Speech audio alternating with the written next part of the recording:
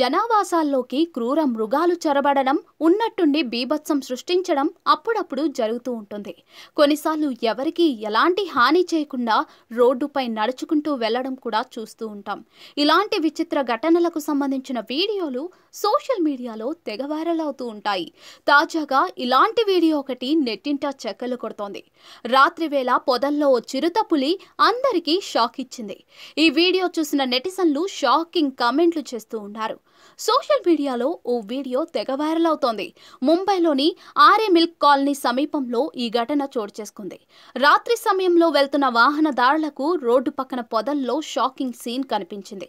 పొదల్లో ఏదో కదులుతున్నట్లుగా అనుమానం కలగడంతో వాహనాల్లో ఉన్నవారు సమీపానికి వెళ్లి లైట్లు వేసి చూశారు. చివరకు ఓ చిరుతపులి పొదల్లో పడుకుని అటు ఇటు మెలికలు తిరుగుతూ కనిపించింది. వాహనం రావడం చూసి పులి ఏమాత్రం చలించలేదు.